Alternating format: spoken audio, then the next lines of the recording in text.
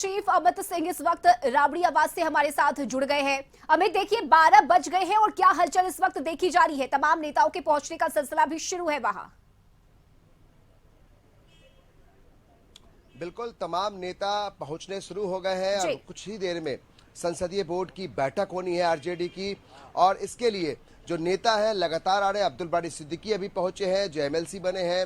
इसके अलावा जयप्रकाश यादव, जिनके नाम की चर्चा बांका से चुनाव लड़ने की है, वो पहुंचे हैं। यानी जो संसदीय बोर्ड के सदस्य हैं वो पहुंचने शुरू हो गए हैं। हम तस्वीरें दिखाते हैं।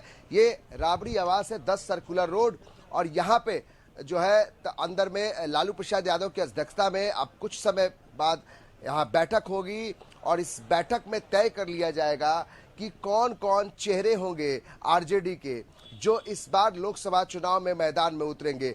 बेहद महत्वपूर्ण है कि जो जानकारी कशिश न्यूज सबसे पहले दे रही है कि पार्लियामेंट्री बोर्ड की बैठक जो हो रही है, इसके पीछे 4 नाम जो है, आज 4 नाम पर ऐलान कर दिया जाएगा। जो पहले चरण में जो 4 नाम है उन पर ऐलान कर लिया जाएगा कि कौन कौन लोग जो है वो इस बार उम्मीदवारी करेंगे पहले चरण के, जिसमें जमुई है, नवादा, इसके अलावा जो औरंगाबाद और गया, 4 ऐसे सीट है जिनके उम्मीदवार तय कर लिए जाएंगे। बेहद महत्वपूर्ण है कि आज मुहर लग जाएगी, सिंबल मिल जाएगा और जो घोषणाएं, औपचारिक घोषणाएं होना बाकी है। इसके अलावा कई ऐसी सीटें हैं उस पर भी मंथन होना है और तमाम जो लोग हैं, जो इस पार्टी से जुड़े लोग हैं, जो पार्टी के इस संसदीय बोर्ड के सदस्य हैं, वो आने शुरू हो गए हैं। और हम कोशिश करेंगे कि जो लोग यहाँ पहुँच रहे हैं उनसे बातचीत की जाए कि आखिर क्या कुछ मुद्दे होंगे, क्योंकि सीट का बंटवारा अब तक तय नहीं हो पाया है।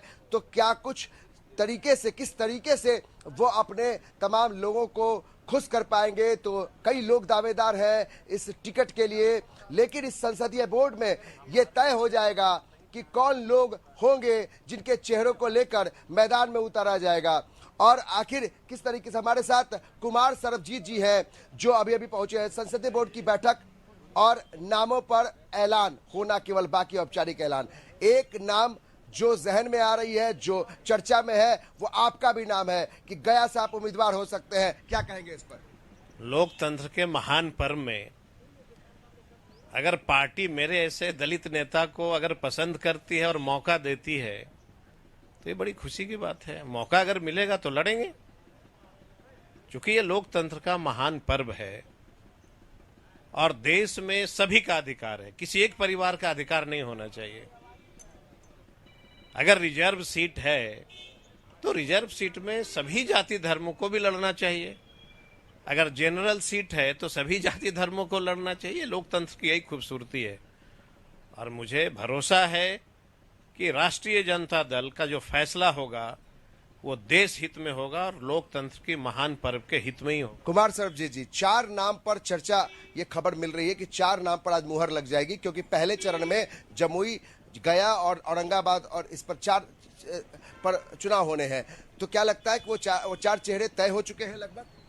ये मुझे लगता है कि जो शीर्ष नेता हैं वही बता सकते हैं, क्योंकि हम लोग बोर्ड के मेंबर हैं और तो हम लोगों की भी एक रोल होता है। मेंबर के साथ में डिस्कशन होता है और डिस्कशन होने के बाद जो है सब बातें निकलती है, तय होती है। तो वो जो शीर्ष नेता है वो पति कुमार पारस के लिए कुछ जगह मिल रही है यहाँ पर? यह भी तय उनको करना है, यह भी तय उन्हीं को करना है। कुमार सरबजीत जी जो प्रबल दावेदार हैं गया लोकसभा सीट से, और उन्होंने साफ तौर पे कहा कि अगर पार्टी उन्हें चुनाव लड़ाएगी तो चुनाव लड़ने के लिए वो तैयार है। तो ये कह सकते हैं कि जो प्रबल दावेदारी है वो यहाँ तय की जा रही है कि कौन कौन लोग जो है वो कहां से चुनाव लड़ सकते हैं। कई ऐसी सीटें हैं जिन पर दावेदारी लोग कर रहे हैं। बिल्कुल बिल्कुल अमित, आप नजर बनाए रखिए इस बैठक पर, लगातार आपसे अपडेट लेते रहेंगे। फिलहाल बहुत शुक्रिया आपका तमाम जानकारी के लिए।